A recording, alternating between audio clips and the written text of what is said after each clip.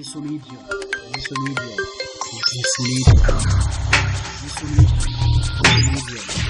isso mídia.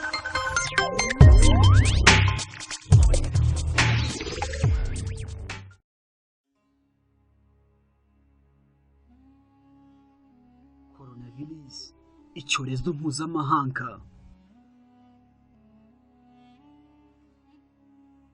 Iyo wishimiye umuntu ubigenza ute? Mu Rwanda uramuhobera, ukamuganiriza, ukamubwira imbamutima zawe zose, amashongore, ntacyo umuhisha. Ariko nyuma y'uko coronavirus igeze mu Rwanda, hari byinshi yahinduye.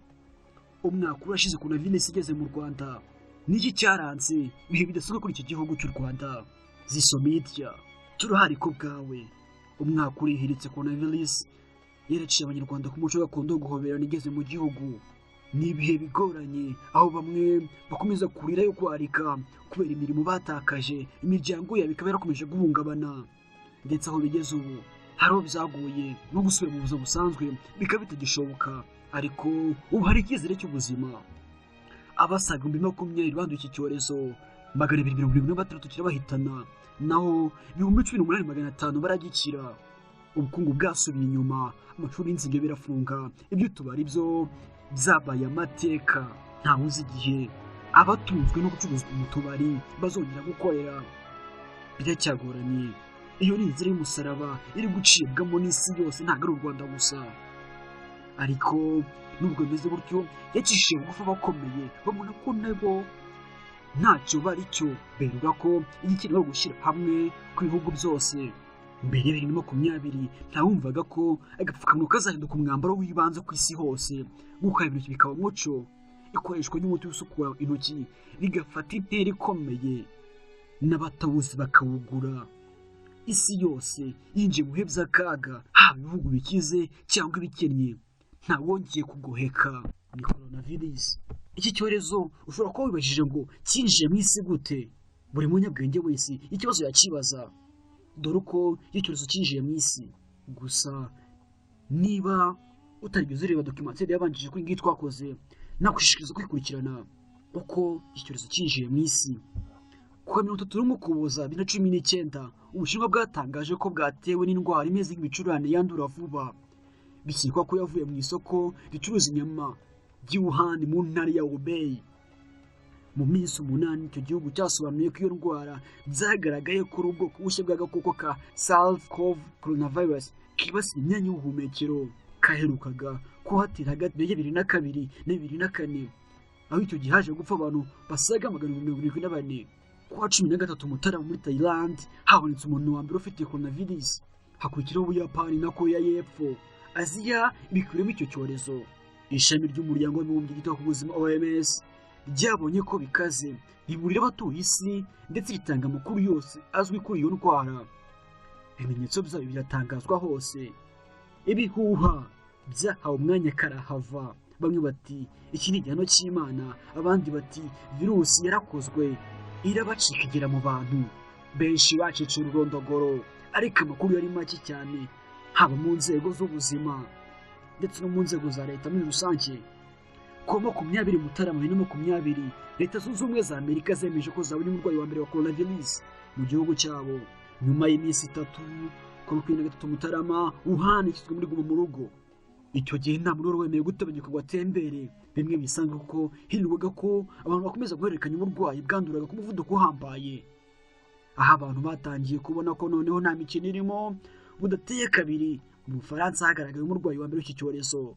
Habura umunsi umwe ngo ukwezi kuzure indwara imenyekanye, umuyobozi wa OMS Dr. Tedros Adhanom Ghebreyesus yayikomojeho bwa mbere, yemeza ko icyorezo cyugarije isi, pandemic disease.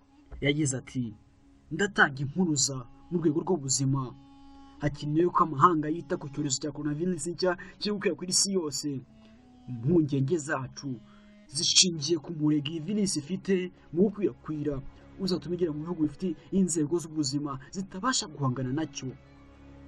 Ibihugu bitandukanye byatangiye gushyira mu kato k'iminsi 10 aheruka mu Bushinwa, ingendo z'indege zirahagarikwa n'imipaka irafungwa. Afurika yacu umugabane dukunda n'uwari usigaye. Afurika yari isigaye itaragerwamo n'icyo kibi. Kwa 14 Gashyantare mu Misiri haboneka ubwandu bwa coronavirus.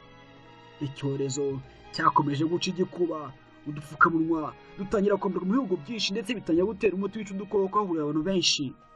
Byakomeje mu Butaliyani. Mu minsi mike igihugu cyose cyuzura imiborogo kubera umubare munini w'abicwa n'iki cyorezo umusubirizo. Hakurikiyeho Ubudage, Espanye n'Ubwongereza. Muri Afurika icyorezo cyaturutse mu bihugu by'Abarabu, Misiri, Algeria, gikomeza muri Nigeria, Tunisie, Maroc, Senegal na Afurika y'Epfo. Ibihugu nka Cameroon, Burkina Faso, Kenya, Cote d'Ivoire, Ghana, Gabon, Guinea, Sudan na Ethiopia byatangaje ubwandu. Kera kabaye kuwa 10 Werurwe indwara yageze muri Repubulika Iharanira Demokarasi ya Kongo. U Rwanda rutangira gukaza ingamba kuko umuturanyi warwo bugufi yari yibasiwe. Coronavirus mu Rwanda byagenze gute ngo ihagere? Ese ni cyakoze nize mpinduka yagaragaje coronavirus mu Rwanda?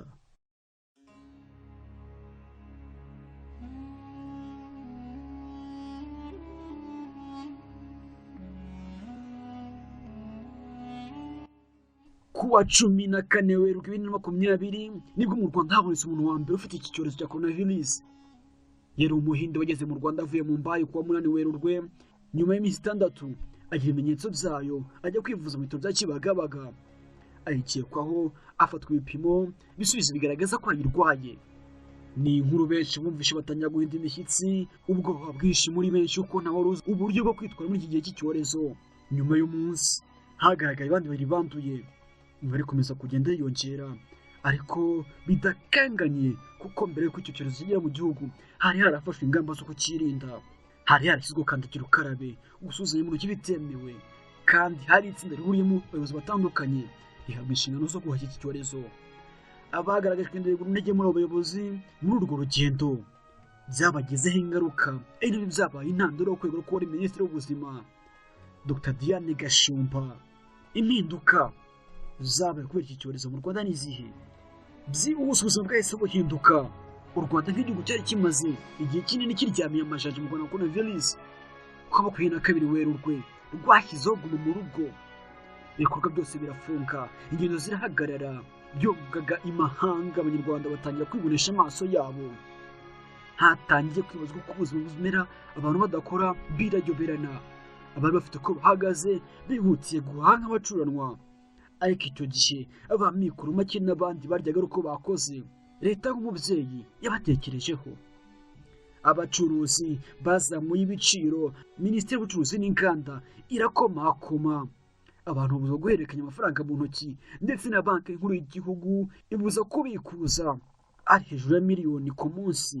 Ni amabwiriza agoye benshi ariko bagereza kwitwararika. Ibintu Perezida Paul Kagame yabashimiye mu ijambo yavuze bwa mbere nyuma y'uko mu Rwanda hagaragaye coronavirus. Yagize ati, kuva umurwayi wa mbere wa COVID-19 agaragariye mu Rwanda mu byumweru 2 bishize, buri wese yagize uruhare kugira ngo agire icyo akora. Ndabashimira mwese ubufatanye, ubwitange no kumvira amabwiriza mukomeje kwerekana. Imibare y'abandura yariyongereye ngo mu rugo agomba kumara ibyumweru 2 yongerwaho ibindi. Abantu barushaho kwiheba bibaza amaherezo yabyo. Nyuma y'iminsi 40 bari muri guma mu rugo, abanyarwanda bemerewe gusubira mu buzima busanzwe. Kuwa 4 Gicurasi guma mu rugo yakuweho, abantu basura mu mirimo. Nubwo ubuzima bwari bugarutse mu murongo ariho buke, hagiye amabwiriza asimburanyijwe kenshi hiri mu gikwirakwiza cy'iki cyorezo. Amasaha yo gutaha yaragabanyijwe, kwambara agapfukamunwa biba itegeko, abakozi baragabanywa, moto n'amagare bihagarikwa. Abantu bakaba bakoresha ikoranabuhanga bahererekanya amafaranga. Utubari n'insengero bikomeza gufunga. Iminsi irahise icyorezo gihindura isura. Tariki 31 Gicurasi wa mbere abahitanywe na coronavirus byakangaranyije benshi, ndetse bituma Abanyarwanda bemera ko cya cyorezo bamwe bakeretse kandi noneho cyica. Imibare y'abandura yaratumbagiye, maze uduce tumwe na tumwe dushyirwa muri guma mu rugo w'umwihariko. Bigeze muri Kanama abandura bagera kuri 200 ku munsi.